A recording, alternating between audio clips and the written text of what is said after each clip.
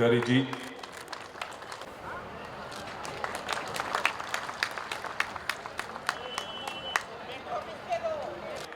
বরণ করার জন্য এনআইজি ডিসিএল এর ম্যানেজার বিনয় কুমারকে অনুরোধ করছি।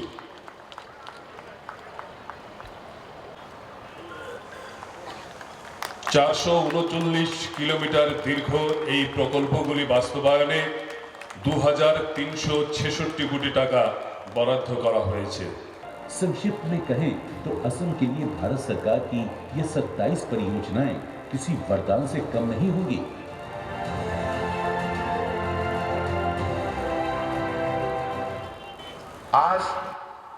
आज के এখানে উপস্থিত সবাইকে আমি জানাই আমার প্রণাম।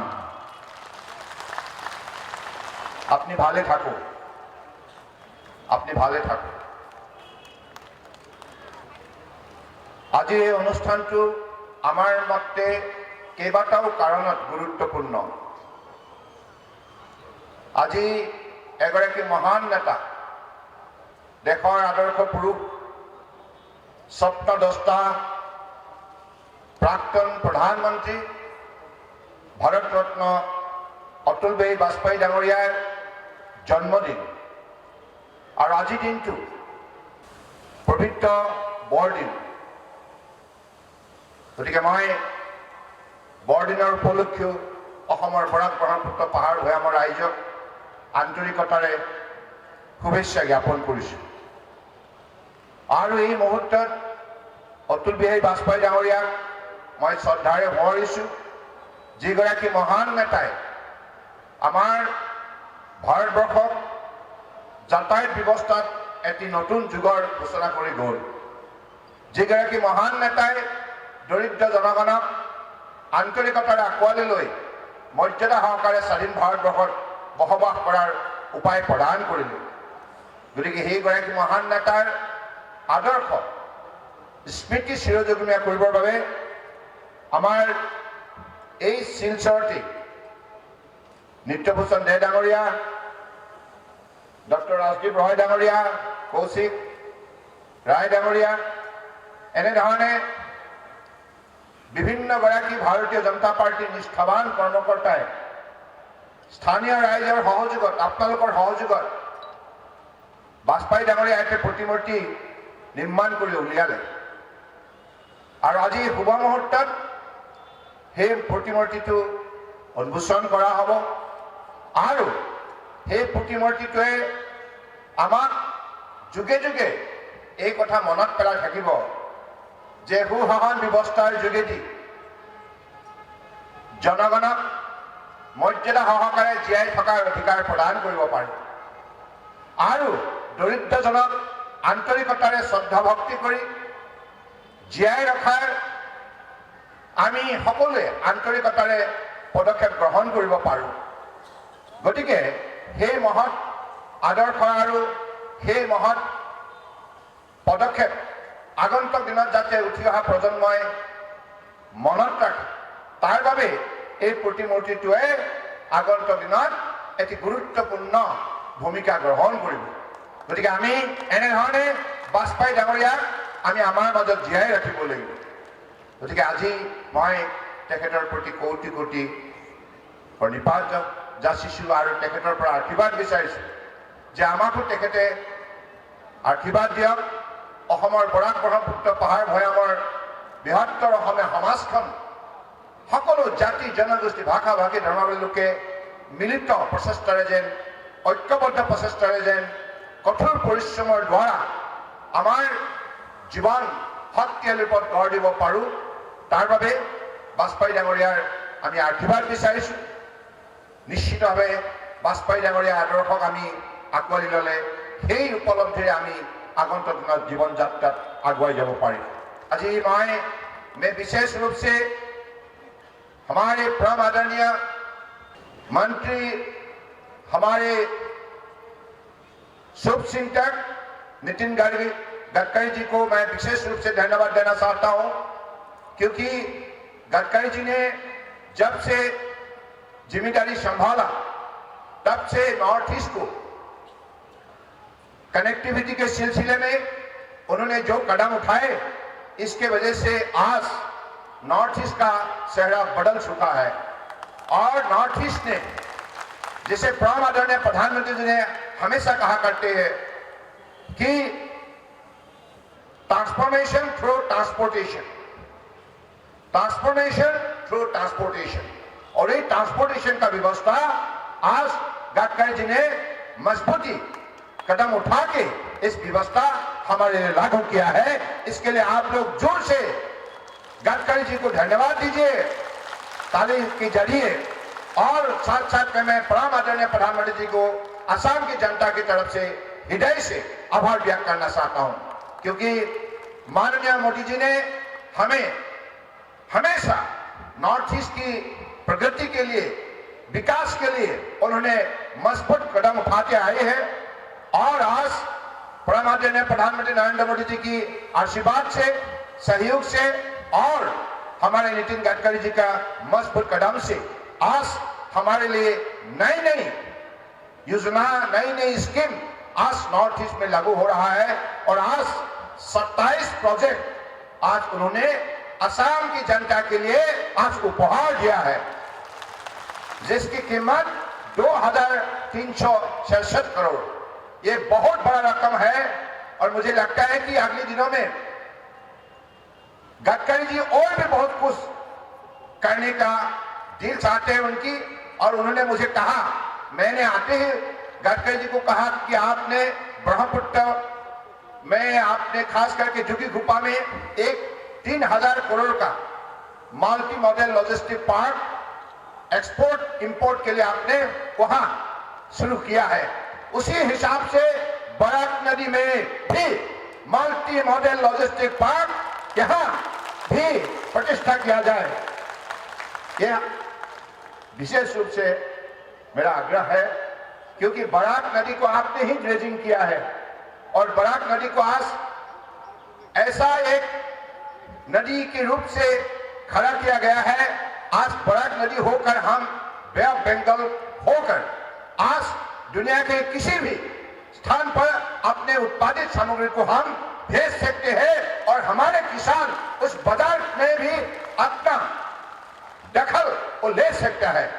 इसलिए मैं गडकरी जी से ही आग्रह करता हूं, क्योंकि हम लोगों ने भी असम सरकार बनने का बाद पिछले 4.5 साल के अंदर बराक वैली को प्रमोट करने के लिए हमने नए नए कदम उठाए। यहाँ एक मिनी सेक्रेटरीट भी बन रहा है और कम दिनों में इसका काम शुरू होगा। परमानेंट बिल्डिंग बनने के पहले ही हम कई डिपार्टमेंट को यहाँ लाएंगे और बराक वैली में बसे हुए हर व्यक्ति का सुविधा हो, इसी हिसाब से हम काम शुरू करेंगे। प्रमादरणीय हमारे इस सभा में उपस्थित हमारे प्रमादरणीय व्यक्तिगण, आप लोगों ने जैसे आशीर्वाद दिया है, जैसे सहयोग किया है, आप लोगों का सहयोग के वजह से, आशीर्वाद के वजह से आज असम सरकार सफलतापूर्वक हमारे समाज की, हमारे प्रदेश की जनताओं को आज सेवा देने में हम सफल हुए हैं। तो इस सफलता का पीछे आपका हाथ है, आप सफलता का मालिक है, मैं नहीं। तो इसलिए अगले दिनों में भी ऐसे हम आपसे अपेक्षा करते हैं, क्योंकि आपका आशीर्वाद बने रहे, सहयोग बने रहे, तो हम असम प्रदेश को देश का 5 सफल श्रेष्ठ प्रदेश से हम खड़ा करने के लिए हम लक्ष्य तय किए हैं। और उसी लक्ष्य में हासिल करने के लिए मुझे लगता है कि हम सबको मिलकर मेहनत करना होगा। आत्मनिर्भर भारत अभियान को सफल बनाने के लिए आत्मनिर्भर असम निर्माण करना होगा। तो इसलिए हमारे नई पीढ़ी मेहनत करे, पढ़ाई करे और समाज हमेशा एक होके खड़ा रहे।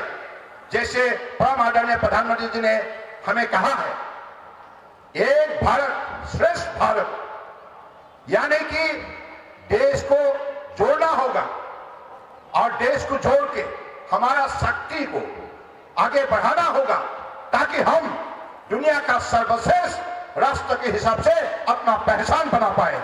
तो इतना शक्ति हिंदुस्तान के अंदर बसा हुआ है, इस शक्ति को हमको उजागर करना होगा।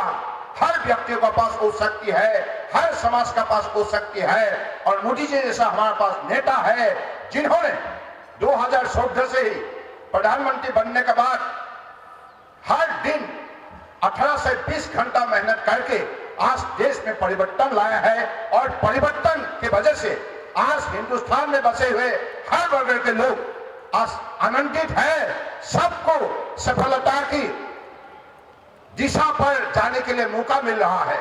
सबका साथ, सबका विकास, सबका विश्वास नीति सही रूप से पालन किया गया है, निष्ठा से पालन किया गया है। तो मुझे लगता है कि अगले दिनों में इसी दिशा पर हमको भी चलना होगा। बराक ब्रह्मपुत्र पहाड़ मैदान हम एक साथ हमेशा रहेंगे, हमको रहना होगा, क्योंकि असम प्रदेश को अगर हिंदुस्तान के अंदर सबसे मजबूत प्रदेश के हिसाब से अगर खड़ा करने हो तो हमें एक साथ ही रहना होगा। तो आप लोगों ने पिछले साढ़े साल के अंदर जो आप लोगों ने जो इस विषय पर निष्ठा दिखाया, जो आप लोगों ने हमदर्दी दिखाया, जो सहयोग किया, मैं आप पर हमेशा आभारी हूं। मेरी हृदय से आप सबको मेरे देने के लिए कुछ नहीं है, मैं कहीं कह सकता हूं कोटि कोटि प्रणाम और धन्यवाद। बहुत किया है आप लोगों ने। नमामि बराक जब हम आयोजन किया था, गडकरी जी, इतना बढ़िया माहौल, लाखों लोग आए थे, रात सुबह शाम एक साथ मिलकर नमामि बराक को सफल रूप दिया था। कितना महान काम आप लोगों ने किया है, कितना सत्य आपका बीच में बसा हुआ है। पहले शुरुआत जब हुई थी तो हम लोगों के पास वो अनुमान थे नहीं, बाद में लोगों का एक साथ जब जुड़ गए, लोगों ने इस नमामि बराक को इतना सफल रूप दिया। हमारे परम आदरणीय राष्ट्रपति जी आए थे, कोविंद जी, उन्होंने मुझे कहा, सर्वानंद, ये तो सागर जैसा रूप धारण किया है सिलसिले ने, लाखों लोग, और इतना उत्साह से उन्होंने उसी नमामि बराक फेस्टिवल में हिस्सा लिया, भाग लिया। इसकी वजह से आप लोगों ने बराक का एक नया छवि निर्माण किया है। इसका तस्वीर इतना खूबसूरत है, जो लोग आए उन्होंने देख के बहुत आनंदित और उत्साहित हुए। तो फिर से मैं आप सबको हृदय से धन्यवाद देते हुए, गडकरी जी, आप हमेशा बराक ब्रह्मपुत्र दोनों का आप ख्याल रखिएगा। और भी सड़क बनानी है, और मेरा एक भी आवेदन है, बराक नदी का ऊपर और 2 पुल चाहिए, 2 पुल आपको बनाना होगा। आपने पहले 2 पुल दिया है, और भी 2 पुल बनाइए, क्योंकि ब्रह्मपुत्र का ऊपर आपने 6 पुल दिया है, यहां और 2 पुल देना होगा, है ना? तो इसी हिसाब से मैं आपसे आवेदन करता हूं, आप ऐसे ही काम करते रहिए। प्रभु का आशीर्वाद, साथ साथ जनता के आशीर्वाद हमेशा मिलते रहेंगे। और हम भी चाहते हैं कि परम आदरणीय प्रधानमंत्री नरेंद्र मोदी जी की कैबिनेट में आप भी एक वरिष्ठ सदस्य है, और आपने अपने कार्यकाल में जो भी सफल पूर्वक काम किया है, हिंदुस्तान का लोग देख रहा है। तो इसलिए मैं चाहता हूं कि आप ऐसे ही काम करते रहिए। इसी शब्दों का साथ हमारे यहाँ पिता समान गोविंद प्रकाश जी है, मैं आपको भी प्रणाम करता हूं। तो हमारी इस मंच पर उपस्थित सबको मेरी तरफ से हृदय से धन्यवाद देते हुए, आप सबको प्रणाम करते हुए मैं अपने भाषण को विराम करता हूं। मैं এইখিনি কথা কি কৈ মোৰ বক্তব্য সামৰিছোঁ। ধন্যবাদ।